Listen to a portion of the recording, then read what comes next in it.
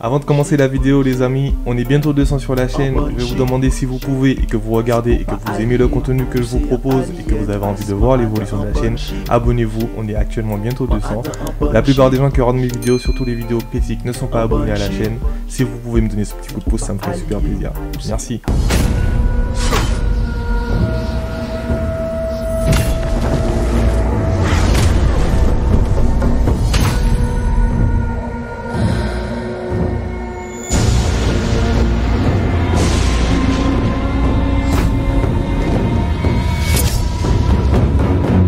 Bonjour à tous et bienvenue dans cette nouvelle vidéo où je vais essayer de théoriser et de trouver qui est l'étranger dans les Anneaux de pouvoir, qui est cet homme mystérieux que tout le monde essaie de savoir qui c'est. Certains pensent que c'est Gandalf, certains pensent que c'est Sauron, certains pensent que c'est les Mages Bleus ou autre chose. Moi j'ai la réponse car je suis le plus grand connaisseur de Tolkien qui existe sur cette terre, donc vous ne pouvez vous fier que à mon avis. Non.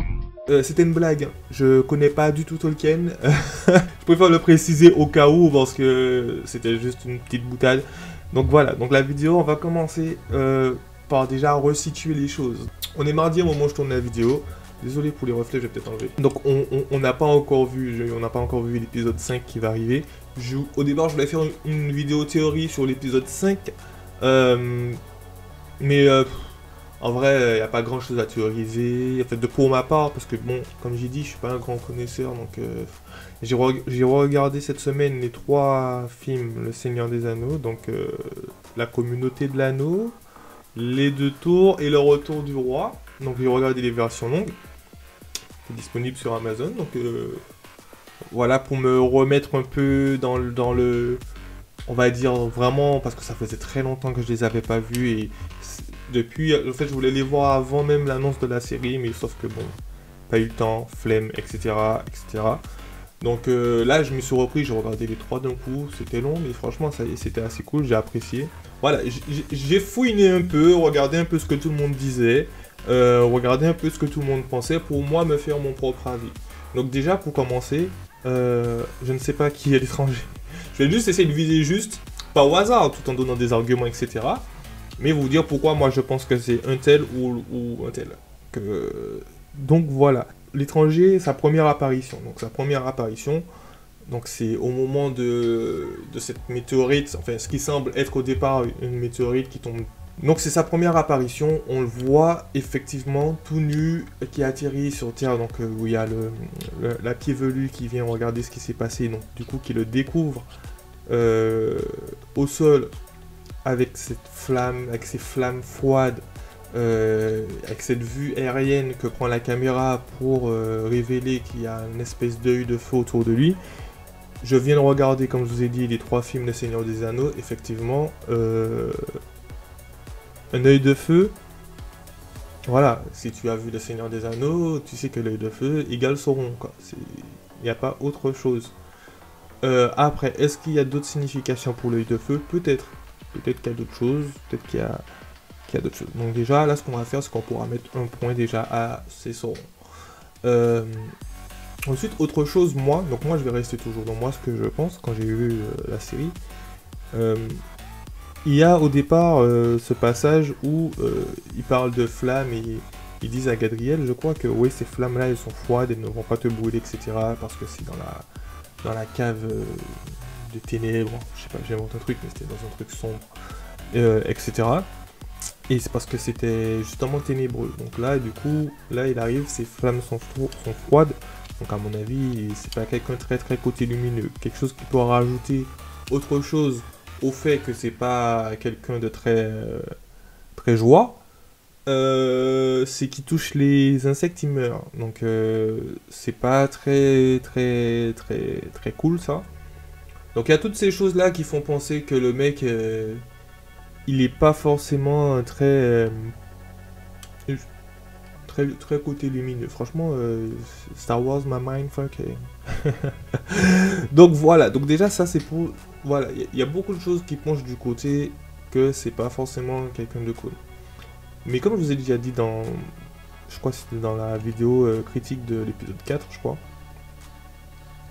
Selon comment les choses sont tournées, sauf si vraiment c'est un coup de maître, comme je vous ai déjà dit, si les scénaristes vont jusque-là, moi j'aime bien.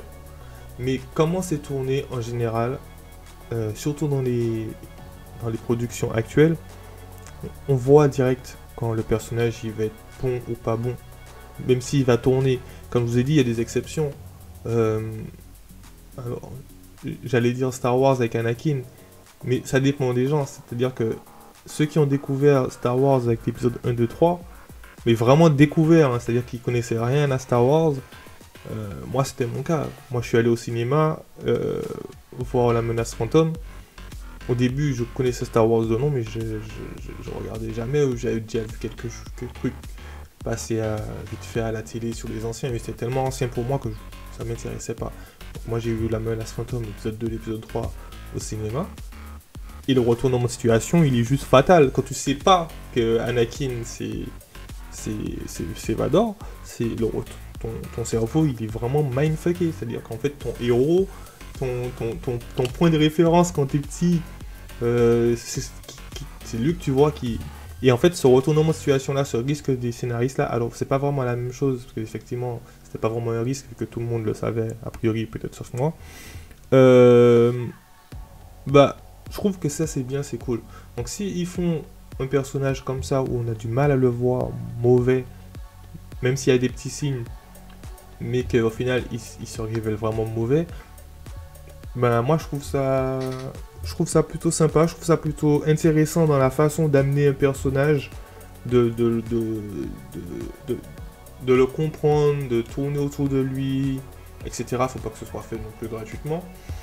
Donc déjà, à voir. Pour le côté, est-ce que cet homme tombé du ciel, c'est Sauron?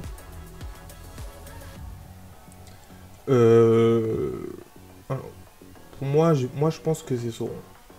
Moi, je pense que c'est Sauron. Après, ce qui me donne le doute, en fait, c'est cette fin d'épisode, de l'épisode 3 de la semaine d'avant, où il aide les pieds velus. Ça, c'est quelque chose qui m'a vraiment mis le doute, et comment il dit ami, etc. C'est vrai que ça m'a vraiment mis le doute. Donc, à ce niveau-là, je ne sais pas.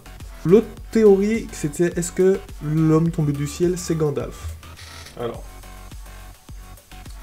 déjà, il y a ce point que beaucoup de gens ont relevé, c'est que directement, ça pourrait pas être Gandalf, car Gandalf, à cette période-là, n'était pas encore là.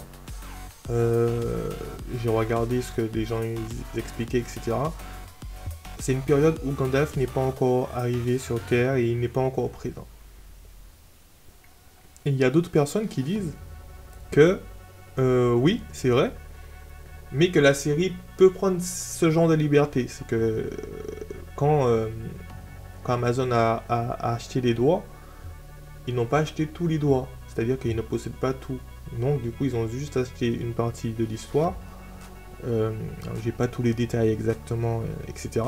Mais ils ont acheté une partie de l'histoire et ils peuvent s'en servir et réadapter. Alors, jusqu'à quel point ils peuvent réadapter, ça on ne le sait pas. On aura toute la série pour le découvrir. Mais moi, alors, il y a deux choix qui peuvent s'opérer. Si la série se démarque totalement de ce qui a été fait auparavant et des livres et prend son propre chemin, pourquoi pas? Moi, c'est pas quelque chose en soi qui me dérange du moment que c'est assumé, en fait. C'est-à-dire que quand je dis que c'est assumé, c'est que pour moi, quelque chose, il aurait fallu que dès le départ, qu'ils disent aux gens, écoutez, nous on a repris ça, mais on va utiliser des éléments de la base, etc. Mais nous on va refaire et on va essayer de donner quelque chose à l'ère du temps, etc., etc., etc., avec leur argument. Ça aurait pas plu à tout le monde, etc. Mais bon, au moins c'est assumé. Mais là, si c'est fait et qu'ils font comme ça leur arrange, en mettant du fanservice, en mettant des personnages comme Gandalf, etc., juste parce que ça les arrange et ils le glissent un peu et que nous, on sait pas vraiment, on n'arrive pas à se situer. Alors je sais très bien que la plupart des gens, ils savent faire la différence.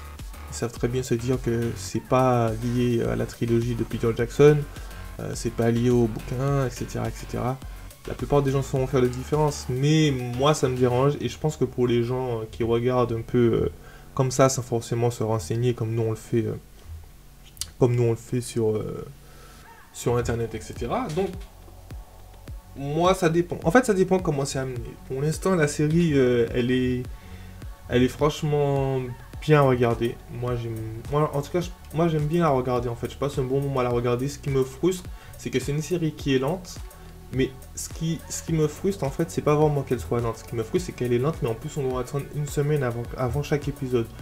Et je trouve que pour autant de temps d'attente et avoir à chaque fois des épisodes lents, c'est chiant. Franchement, c'est chiant. Et ça enlève un peu de la superbe de la série quand tu la suis comme ça. C'est-à-dire qu'en fait, je pense que ce serait une série bien à suivre. T'as envie de te binge-watcher la série ou de te poser, de regarder 2-3 épisodes, etc. Mais là, c'est-à-dire qu'il n'y a pas vraiment de cliffhanger à la fin, de choses vraiment qui te donnent envie. On va dire que c'est l'ambiance qui est bien, etc. Donc pour revenir sur est-ce que c'est Gandalf, je suis mitigé parce que moi je dirais que non. Comme ils ont assez bien expliqué, les gens, ça peut pas être Gandalf. Mais après, je dirais aussi que oui, si la série décide de faire comme elle veut, tant que ce soit bien fait en fait. Mais bon, pour moi, ce serait plus Sauron que Gandalf. Moi, je miserais plus sur Sauron que Gandalf. Après, maintenant, est-ce que c'est ni Sauron ni Gandalf? Est-ce que c'est tout autre chose? Un autre mage? On avait parlé des mages bleus. Même quand tu regardes le Hobbit, je crois que c'est dans le Hobbit le premier, il te parle justement, Gandalf, il te dit qu'il est arrivé sur Terre, il y avait Saruman, il y avait le sorcier, ouais c'est ça, c'est le sorcier qui est un peu dans les bois, dans la nature et tout avec les animaux, et les deux mages bleus, et je crois il a dit qu'il y en avait un autre dont il a oublié le nom, ou alors c'était, peut-être qu'il connaissait le nom de mages bleus, et pas en tout cas je sais plus, voilà, c'est ce qu'il explique. Donc là, je me dis peut-être que c'est celui auquel Gandalf a oublié le nom. Mais d'après ce que moi j'ai cru entendre et cru comprendre, ils seraient arrivés à peu près en même temps. Donc à voir. Ou alors c'est totalement autre chose. Ça peut être... Je sais qu'il peut y avoir des liens avec les... Alors là, oulala, j'aurais pas le nom. Les dieux là, les espèces de dieux avec qui les elfes ils ont des contacts, waouh. J'ai pas le nom, je l'aurais pas, j'ai pas le nom, je l'aurais pas. Bref, il y a toutes ces choses là. Donc c'est à peu près tout ce que je pouvais vous dire. Donc moi, pour avoir un avis tranché, pour dire, pour se mouiller, on va dire, moi je pense que c'est Sauron. J'aurais regardé la trilogie de l'anneau. La trilogie de l'anneau. J'aurais regardé la trilogie des films du Seigneur des Anneaux. Effectivement, en fait, comme ça faisait longtemps que j'avais pas vu, je me posais une question, je me disais, mais on l'a déjà vu Sauron ou pas? Et en fait, non, on le voit pas pendant les 3 films. Et du coup, ouais, alors peut-être que dans les livres et dans d'autres choses, on explique comment il est, mais c'est vrai que là, Sauron, à voir. Pour moi, c'est l'homme descendu du ciel, là. C'est Sauron. Peut-être qu'il joue, qu'il a peut-être pas de souvenirs, etc. Toutes ces choses-là. Mais à voir. Voilà. En tout cas, c'est tout ce que je pouvais vous dire sur cette vidéo théorie de qui est l'homme mystérieux tombé du ciel. Donc, donnez-moi vos avis dans les commentaires, vos théories pour voir qui vise juste ou pas. On le saura peut-être la semaine qui arrive, vendredi. Voilà, parce qu'il reste pas beaucoup d'épisodes. Je crois qu'on est à l'épisode 5, il y a 8 épisodes. Donc je pense que la série là, elle va commencer à accélérer. Voilà, donc mettez un petit commentaire, partagez, abonnez-vous à la vidéo pour qu'on puisse atteindre les 200 abonnés. Et on se retrouve à très bientôt pour de nouvelles vidéos. Tchuss. Passe-moi attends un bon shit,